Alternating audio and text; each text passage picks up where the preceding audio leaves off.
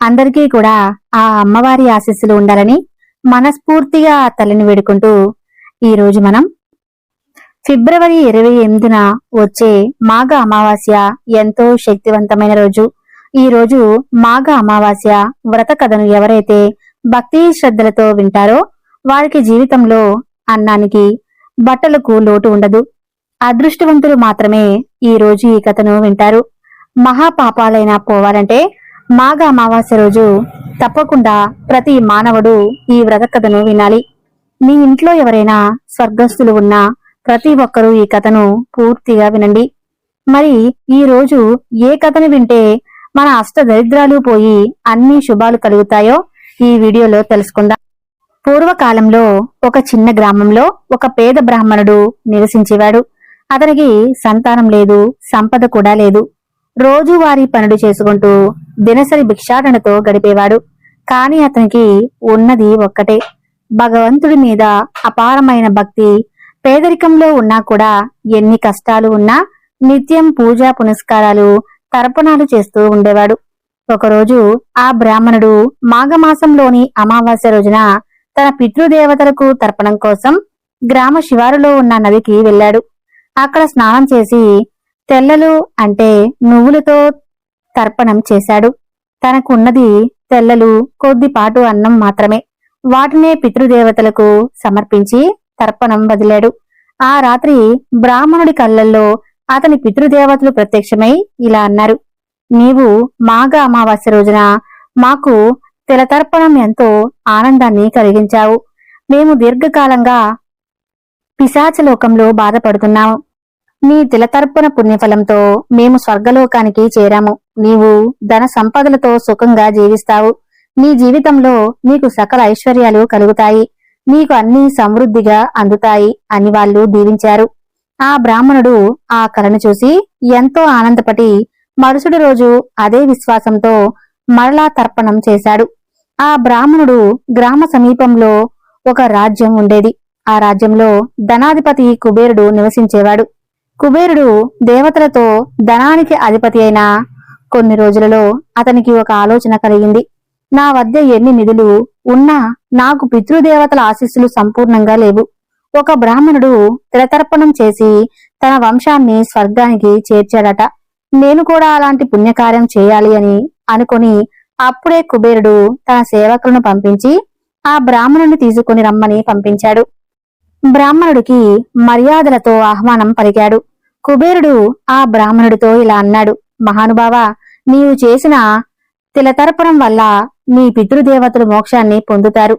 నీ పుణ్యఫలాన్ని విని నేను కూడా మాఘ అమావాస్య రోజున నీతో కలిసి తిలతర్పణం చేయాలనుకుంటున్నాను. నీవు మా వద్ద ఉండి ఈ కార్యాన్ని నడిపించాలి అని అన్నాడు. ఆ మాట విని ఆ బ్రాహ్మణుడు చాలా సంతోషించాడు. మాఘ అమావాస్య రోజున కుబేరుడు బ్రాహ్మణుడు కలిసి గంగానదీ తీరం వద్ద మహాపితృతర్పణం నిర్వహించారు. బ్రాహ్మణుడు మంత్రోచ్చరణ చేయగా కుబేరుడు తెల్లలు, బంగారం, ధాన్యాలు, గోదానం, వస్త్రాలు విరివిగా దానం చేశాడు. పితృదేవతలకు తర్పణం చేశాడు. ఆ తర్పణ సమయంలో గగనాన మార్గంలో పితృగణాలు పక్కపక్కన ప్రత్యక్షమై ఆశీర్వదించి ఇలా అన్నారు: కుబేర మహారాజా, నీవు మాకు మాఘ అమావాస్య రోజున చేసిన ఈ తిలతర్పదానాలు కారణంగా నవనిధులపై ఎల్లప్పుడూ శుభ ఆశీస్సులు ఉంటాయి. నీ వంశం సంతోషంతో సకల సంపదలతో ఆనందంగా ఉంటుందని వారందరూ ఆశీర్వదించారు. ఆ రోజు నుండి కుబేరుడికి మరింత ఆశ్చర్యం కలిగింది. అతని నిధులు మరింత పెరిగాయి. ఆ బ్రాహ్మణుడు కూడా తన పేదరికాన్ని వదిలి కుబేరుని ఆశీస్సులతో మంచి స్థితికి చేరుకున్నాడు. కుబేరుడు ఆ బ్రాహ్మణుడికి ఒక భూభాగాన్ని దానం చేసి అందులో ఒక గుడి నిర్మింపజేసి ప్రతి అమావాస్య నాడు తర్పణం, అన్నదానం చేస్తూ ఉండేవాడు. మాఘ అమావాస్య రోజున తిలతర్పణం, తిలదానం చేయటం వలన పితృదేవతలకు మోక్షం కలుగుతుంది. ఐశ్వర్యానికి మాత్రమే కాదు, ఆధ్యాత్మిక దానికి కూడా పితృపూజ అవసరం. ధనవంతులు దానం చేసి పేదలను ఆదరించాలి. పేదలు చేసే చిన్న పూజలు కూడా ఎంతో ఫలప్రదం కావచ్చు.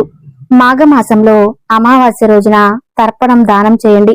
పితృదేవతల ఆశీస్సులతో సకల ఐశ్వర్యాలు మీ చుట్టూ తిరుగుతాయి. అదృష్టవంతులు మాత్రమే ఈ రోజు ఈ కథను వింటారు. ఈ రోజు ఈ కథను వింటే మీ దోషాలన్నీ పోయి సకల ఐశ్వర్యాలు కలుగుతాయి. మాఘ అమావాస్యకు సంబంధించిన మరో కథను విందాం. ఈ కథను వింటే మీకు ఉన్న దోషాలన్నీ పోయి సకల శుభాలు కలుగుతాయి. పూర్వకాలంలో రాజ్యానికి ధర్మబద్ధంగా పాలించేది గొప్ప రాజు సత్యవ్రతుడు అనే రాజు ఉన్నాడు. అతను ప్రజల భద్రత, న్యాయం, ఐశ్వర్యం కోసం ఎప్పుడూ తపన పడేవాడు. అయితే ఓ ఏడాది అతని రాజ్యంలో అనుకోని దుర్భిక్షం తలెత్తింది. పంటలు ఎండిపోయాయి, జలాలు కరువయ్యాయి. ప్రజలు ఆకలితో, దుఃఖంతో రాజును ఆశ్రయించారు. రాజు మనసులో ఇలా అనుకున్నాడు, నేను నా ధర్మాన్ని పాటిస్తున్నా, ఈ విధంగా రాజ్యం ఎందుకు బాధపడుతుంది? ఇదేదో పితృదేవతల ఆగ్రహం. నాకు తెలియని పాపం ఏదైనా జరిగిందా అని రాజు ఆలోచించాడు. ఇక సత్యవ్రతుడు రాజ్యానికి సమీపంలో ఉండే ఒక గౌతమ మహర్షి ఆశ్రమానికి వెళ్ళాడు. ఆ ఆశ్రమం లోపల ప్రశాంత వాతావరణం, వేద మంత్రాల నాదం రాజుకు ఉదయాన్ని కొంత ఊరట పలిపించింది. ఇక మహర్షికి నమస్కరించి ఇలా అన్నాడు, ఓ మహర్షి, నా రాజ్యంలో ప్రజలు కరువు, కష్టాలు అనుభవిస్తున్నారు. ఈ దుఃఖం తొలగిపోవటానికి మార్గం ఏమిటి అని అనగానే గౌతమ మహర్షి ధ్యానం చేసి ఇలా అన్నాడు, మాఘమాసంలో అమావాస్య రోజున గోదావరి నదిలో స్నానం చేయాలి. పితృదేవతలకు తర్పణం చేయాలి. బ్రాహ్మణులను ఆహ్వానించి భోజనం పెట్టి తిలదానం చేయాలి. దీనివల్ల పితృదేవతలు తృప్తి చెందుతారు. వర్షాలు కురుస్తాయి. రాజ్యంలో ఐశ్వర్యం పుష్టిగా వస్తుంది. ఇక సత్యవ్రతుడు మహర్షి ఉపదేశాన్ని పాటించేందుకు సిద్ధమయ్యాడు. మాఘమాసం అమావాస్య రోజు వస్తూనే గోదావరి నదీ తీరానికి కుటుంబ సభ్యులు, ప్రజలు పూజారులతో కలిసి వెళ్లారు. ఉదయమే పవిత్ర గోదావరి నదిలో స్నానం చేశారు. పితృదేవతలకు తిలతర్పణం చేశారు. తిలతర్పణం రోజున జలాలు సమర్పించారు. బ్రాహ్మణులకు భోజనం ఏర్పాటు చేశారు. తిలదానం అంటే నువ్వులను దానం చేశారు. ధాన్యం దానం చేశాడు. వస్త్రదానం, సువర్ణదానం చేశాడు. అతను ఈ వ్రతాన్ని భక్తిపూర్వకంగా ముగించిన వెంటనే ఆకాశంలో మేఘాలు గుమిగూడాయి. సరిగ్గా చినుకులు పడతాయి. కొద్ది రోజుల్లోనే వర్షాలు కురిసి రాజ్యంలో సస్యశ్యామలం అవుతుంది. ఆ రాత్రి సత్యవ్రతుడు నిద్రలో ఒక దివ్య దర్శనం పొందాడు. తన పితృదేవతలు తేజోమయ స్వరూపంతో ప్రత్యక్షమయ్యేలా చెప్పారు. సత్యవ్రతుడా, మీ తిలతర్పణం, తిలదానం వల్ల మేము నరకలోకంలో ఉన్న బాధల నుండి విముక్తి పొందాము. ఇప్పుడే స్వర్గానికి చేరుకున్నాము. మీ రాజ్యంలో ఎల్లప్పుడూ శాంతి, ఐశ్వర్యం నిండుగా ఉంటాయి. నీ వంశం చరిత్రలో స్థిరస్థాయిగా నిలుస్తుంది. ఆ తర్వాత రాజ్యం మొత్తం ఉల్లాసంగా మారింది. ప్రజలు మాఘ అమావాస్య వ్రతం వల్లే ఈ సంపదల వర్షం కురిసింది అని ఎంతో సంతోషించారు. ఆ రోజు నుండి మాఘ అమావాస్య నాడు గోదావరి స్నానం, తిలతర్పణం, తిలదానం, బ్రాహ్మణ భోజనం దానం చేస్తే వంశాభివృద్ధి, వర్షాలు, ఐశ్వర్యం లభిస్తున్నాయి. పితృదేవతలు స్వర్గానికి చేరుతున్నారు అనే నమ్మకం ప్రజల్లో బలపడింది. పితృకార్యాలు చేయటం వల్ల వంశానికి కీర్తి, ఐశ్వర్యం కలుగుతాయి. మాఘ అమావాస్య రోజున గోదావరిలో స్నానం, తిలతర్పణ దానం చేయటం ఎంతో శుభప్రదం. పితృదేవతల అనుగ్రహం వల్ల రాజ్యం, కుటుంబం, వ్యక్తిగత జీవితంలో శాంతి, సంపదలు కలుగుతాయి. ఇదే మాఘ అమావాస్య వ్రత మహత్యాన్ని తెలియజేసే సత్యవ్రతరాజు కథ. ఈ కథను ఈ రోజు అదృష్టవంతులు మాత్రమే వింటారు. ఈ రోజు ఎవరైతే ఈ కథను విన్నారో మీకు ఎలాంటి దోషాలున్నా పోతాయి. ఇక మాఘ అమావాస్య గురించిన ఈ కథను ఎవరైతే వింటారో వారికి సకల శుభాలు కలుగుతాయి. పూర్వకాలంలో భూలోకంలో ఒక బ్రాహ్మణుడు ఉండేవాడు. అతను ధార్మికుడు, వేద విహిత కర్మల్ని నిష్ఠగా ఆచరించే వ్యక్తి. అయితే అతనికి కొంతకాలంగా ఓ విచిత్రమైన కల కలుగుతూ ఉండేది. ఏదో తెలియని బాధ, అంతర్గత మనస్తాపం, కుటుంబంలో అనర్థాలు జరుగుతూ ఉండేవి. ఆ బ్రాహ్మణుడు నిత్యం దేవతార్చన, జపాలు చేస్తూ ఉండేవాడు. ఆ కలత మాత్రం తొలగలేదు. ఒకరోజు అతనికి రాత్రి నిద్రలో ఓ స్వప్న దర్శనం జరిగింది. అతని పితృదేవతలు అంటే తండ్రి, తాతలు, వంశపురుషులు అందరూ అతనికి ప్రత్యక్షమై ఇలా అన్నారట, బిడ్డా, మేము ప్రేతాలోకంలో బాధపడుతున్నాము. నీ వలన మేము ఈ స్థితికి చేరుకున్నాం. నువ్వు మాకు తిలతర్పణం చేయలేదు. నీ దగ్గర నుండి పిండ ప్రదానం, తర్పణాలు లభించలేదు. అందువల్ల మేము వేదన అనుభవిస్తున్నాము. మేము ప్రయత్నంలో ఉన్నాము. నీ వల్ల మేము ముక్తి పొందాలంటే మాఘమాసంలో అమావాస్య రోజున నువ్వు గంగానదిలో స్నానం చేసి నువ్వులతో అంటే తెల్ల నువ్వులతో జలంలో తర్పణం చేయాలి. అప్పుడు మేము ఉపశాంతి పొందగలం అని ఆ పితృదేవతలు వేడుకున్నారు. బ్రాహ్మణుడు ఆ స్వప్నం చూసి ఉదయం లేచాక ఎంతో భయపడి తక్షణమే వేద పండితులను సంప్రదించి తిలతర్పణ మహత్యాన్ని తెలుసుకున్నాడు. ఆ పండితులు ఈ విధంగా ఉపదేశించారు. పితృదేవతల కోసం నీరు పోస్తూ పిల్లలతో తర్పణం చేయటం అత్యంత పవిత్రమైన కార్యం. జలధార అంటే నువ్వులతో కూడిన నీటిధారను ఉంచి మంత్రాలతో పితృదేవతల పేరుతో ఆ నీటిని దార ఒలికించాలి. ఇది పితృదేవతలకు అమృత దార వంటిది. ఎన్ని జన్మల పాపాలను నివారిస్తుంది. దేవతలకు ముక్తి కలిగిస్తుంది. సంతాన సమస్యలు, ఆర్థిక కష్టాలు తొలగిపోతాయి. వంశాభివృద్ధి, ఆరోగ్యానికి కారణమవుతున్న అన్నీ పోతాయి. ఇక బ్రాహ్మణుడు మాఘమాసంలో అమావాస్య రోజున గంగానది తీరానికి వెళ్లి శాస్త్రోక్తంగా స్నానం చేసి తెల్లలు, అక్షింతలు, పుష్పాలతో దర్భగడ్డితో తిలతర్పణం చేశాడు. ఆ తరపున సమయం పూర్తయిన వెంటనే ఆ బ్రాహ్మణుడికి శాంతి లభించింది. ఆ రాత్రి అతనికి మళ్లీ పితృదేవతలు స్వప్నంలో దర్శనమిచ్చారు. నీ తరపున ఫలితంగా మేము ప్రేతాలోకాన్ని విడిచి పుణ్యలోకాలకు చేరాము. నీ వంశానికి ఇక శ్రేయస్సు కలుగుతుంది. నీ సంతానం, సంపద, ఆరోగ్యం విరివిగా పెరుగుతాయి. నీకు దీర్ఘాయువు కలుగును. పితృ కార్యాలు ఎప్పుడూ విస్మరించవద్దు అని ఆశీర్వదించారు. తిలతర్పణం, తిలదానం చేయటం వల్ల పితృదేవతలు తృప్తి చెంది స్వర్గలోకానికి చేరతారు. ఇంటి సమస్యలు, సంతాన సమస్యలు, ఆరోగ్య సమస్యలు తొలగిపోతాయి. పుణ్యకాలంలో అంటే మాఘ అమావాస్య రోజున తర్పణం మరింత ఫలప్రదం. మాఘమాసంలో అమావాస్య నాడు తర్పణం దానం చేయటం వలన పితృదేవతలకు మోక్షం, సకల ఐశ్వర్యాలకు కారకులవుతాము. పితృదేవతల పూజ మన వంశాభివృద్ధికి మూలం. వారి ఆశీస్సులే సకల శుభాలకు కారణం. తిలతర్పణం, తిలదానం పితృదేవతలకు అమృత దార వంటిది. అందుకే పితృకార్యాలు నిర్లక్ష్యం చేయకుండా శ్రద్ధగా చేయాలి. ఈ రోజు ఎవరైతే ఈ కథను విన్నారో మీ యొక్క పితృదేవతలు స్వర్గానికి వెళ్తారు. మీకు ఉన్న దోషాలు అన్నీ పోతాయి. సకల శుభాలు కలుగుతాయి. ఈ రోజు మీరు మాఘపురాణంలోని ఈ కథను విన్నా, చెప్పినా, చదివినా జన్మ జన్మల పాపాలు పటాపంచలవుతాయి. ఎంతో పుణ్యాన్ని పొందుతారు. అష్ట ఐశ్వర్యాలు, భోగ భాగ్యాలు కలుగుతాయి. పైగా మాఘమాసం చివరి రోజు మాఘపురాణం వినడం మహాపుణ్యం. కాబట్టి మహాపురాణంలోని ఒక పవిత్ర కథను ఇప్పుడు మనం తెలుసుకుందాం. మాఘపురాణం ప్రకారం వశిష్ఠ మహాముని దిలీప మహారాజుతో మాఘమాసం గొప్పతనం గురించి ఇలా వివరిస్తాడు. పూర్వం విద్యాధరుడు అనే ఒక వ్యక్తి ఉండేవాడు. అతను సంతానం కావాలని బ్రహ్మను ఉద్దేశించి నదీ తీరంలో ఘోర తపస్సు చేశాడు. నియమంగా భక్తి శ్రద్ధతో చాలా కాలం తపస్సు చేశాడు. ఆ తపస్సుకు బ్రహ్మ ఎంతో సంతోషించాడు. బ్రహ్మదేవుడు ప్రత్యక్షమై నీకు ఏం వరం కావాలో కోరుకోమన్నాడు. దానికి విద్యాధరుడు, స్వామి నాకు ఒక కుమారుని ప్రసాదించమని కోరాడు. అప్పుడు బ్రహ్మదేవుడు, నాయనా నీకు పుత్ర సంతాన యోగం లేదు. అయినా నీ తపస్సుకు మెచ్చి ఒక పుత్రికను అనుగ్రహిస్తున్నాను అని దీవించి అంతర్ధానమయ్యాడు. అలా కొన్ని రోజులకు విద్యాధరుడికి ఒక పుత్రిక కలిగింది.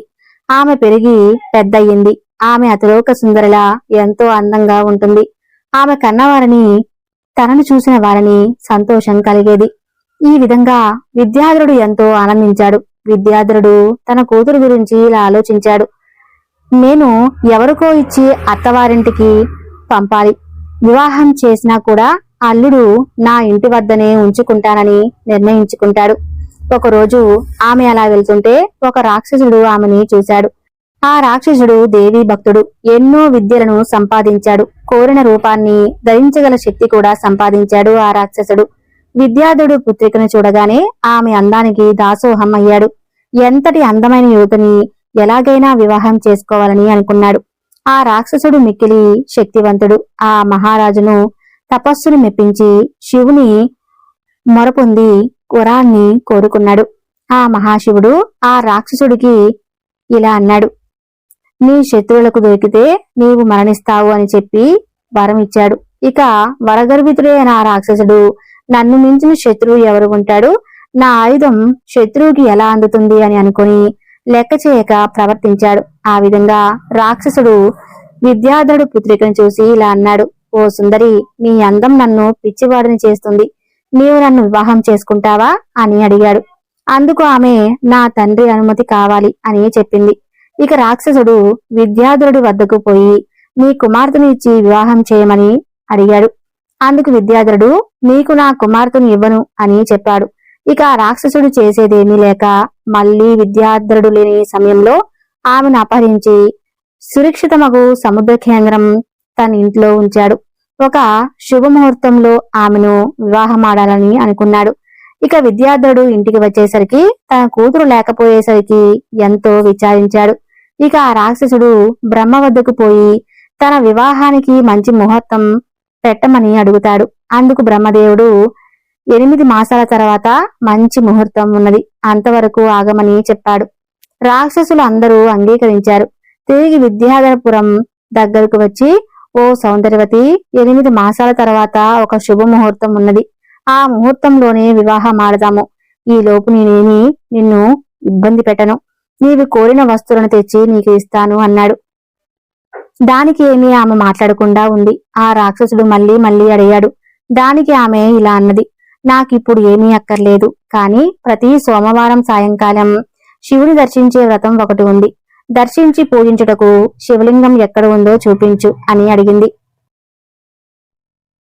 ఆ రాక్షసుడు పాతాళంలో ఉన్న హటేశ్వర ఆలయం చూపాడు. ఆ విధంగా ఆమె రాక్షసుని అనుమతితో శివ దర్శనానికి ప్రతి సోమవారం పాతాళానికి పోయి వస్తుండేది. ఒకరోజు పాతాళలోకంలో ఉన్న హటకేశ్వర స్వామిని దర్శించడానికి వెళ్ళింది. అప్పుడు అక్కడకు త్రిలోక సంచారి అయిన నారద మహర్షి హటకేశ్వర స్వామిని దర్శించడానికి వచ్చి ఆమెను చూశాడు. నారదుడు ఆశ్చర్యపడి, ఓ అమ్మాయి, నీవు ఇక్కడ ఉన్నావేమిటి అని అడిగాడు. అప్పుడు ఆమె జరిగిందంతా వివరించింది. రాక్షసుడు తాను సముద్రం కింద ఉన్న గృహంలో బంధించడని చెప్పింది నారదుడికి. ఆమె చెప్పిందంతా విని, అమ్మాయి భయపడకు, విష్ణు భక్తుడైన నీకు భర్తగా అయ్యేవాడిని దగ్గరకు పంపుతాను. అతను భర్త కాబట్టి విచారించకు. నీకు ఒక మంచి ఉపాయం చెప్తాను, విను. యథాశివుడికి ఎదురుగా మానవ సరోవరం కలదు. మాఘమాసంలోని ఈ సరస్సులో మనం ఆచరించము. గంధం పుష్పాలతో శ్రీ మహావిష్ణువుని పూజించి ప్రదక్షిణ నమస్కారం చేయము. మాఘమాసమంతా ఇలా చెయ్యి. ఇలా చేసిన వారికి కోరినది లభిస్తుంది. శ్రీమన్నారాయణుడు కాపాడుతాడు. మాఘస్నానం మరియు పూజ ఎన్నో రెట్ల పుణ్యం చేస్తాయి. కాబట్టి నేను చెప్పిన విధంగా చేయి అని చెప్పి నారదుడు వెళ్లిపోయాడు. ఇక ఆమె నారదుని మాటలు గుర్తించుకుని మాఘమాసంలో మానస సరోవరం వద్దకు వెళ్లి స్నానం చేసి పూజ చేయసాగింది. నారదుని మాట నిజమవ్వాలని ఎదురు చూస్తూ ఉంది. ఇక నారదుడు లోక సంచారం చేస్తూ సౌరాష్ట్ర దేశమును పాలించి శ్రీ మహావిష్ణు భక్తుడగు హరిద్రమదుడు అనే మహారాజు చూశాడు. ఆ రోజు సర్వకాలంలో శ్రీ మహావిష్ణువును స్మరిస్తాడు. ఇక హరిద్రుడి వద్దకు నారదుడు వెళ్ళాడు. ఇక హరిద్ర నారద మహర్షిని చూసి ఎదురు వచ్చి గౌరవించాడు. తగిన ఆసనంపై కూర్చోబెట్టి పోషించాడు. ఇక నారదుడు ఇలా అన్నాడు: రాజా, విద్యాధరుడు కుమార్తెను వరగర్వితుడైన రాక్షసుడు బలవంతంగా అపహరించి సముద్ర గర్భంలో దాచాడు. ఆమె ఎంతో అందంగా ఉంటుంది, శ్రీలోక సుందరి. ఆమెకు తగిన భార్య ఆ రాక్షసుని వారి సేవలతోనే సంహరించాలి అని రాజుకు తగిన రీతిలో వివరించి వెళ్లిపోయాడు. ఇక హరిద్రమతుడు సముద్రం వద్దకు పోయాడు. నారదుడు చెప్పినట్లుగా సముద్రం దగ్గరకు పోగానే తన లోకానికి వచ్చుటకు మార్గం చూపింది. ఆ విధంగా రాజులోనికి వెళ్లి రాక్షసుడు ఉండే గృహంలోనికి వెళ్ళాడు. ఆ సమయంలో రాక్షసుడు ఇంట్లో లేడు. ఆ రాక్షసుడు వివాహ ముహూర్తానికి బ్రహ్మ వద్దకు పోయాడు. అతను పోతూ తన గృహంలో ఉంచాడు. రాజు ఆ రాక్షసుని ఇంట్లో ఉన్న సొమ్ము చేసుకున్నాడు. రాక్షసుడు అదే సమయంలో తన సేవలను తీసుకున్న రాధను చూశాడు. వారిద్దరి మధ్య చాలా కాలం యుద్ధం జరిగింది. ఇక హరిద్రుడు శివుడు ప్రయోగించి రాక్షసుని సంహరించాడు. ఆ రాజు రాక్షసుని సంహరించి విద్యాధరుడి పుత్రిక వద్దకు పోయాడు. ఆమె ఆ క్షణంలో నారదుడి మాటలను గుర్తు తెచ్చుకొని అతని భర్తగా వరించింది. హరిద్రమతుడు ఆమెను వివాహమాడాడు. ఇక ఆ దంపతులు విష్ణు భక్తులు, విష్ణు పూజలు మరియు మాఘమాసంలో స్నానం విడవకుండా చేస్తూ ఉన్నారు. ఇక విద్యాధరుడు కూడా ఎంతో సంతోషించాడు. ఆ విధంగా అదంతా చిరకాలం ఆనందంగా జీవించాలని వశిష్ఠ మహాముని దిలీప మహారాజుతో చెప్పాడు.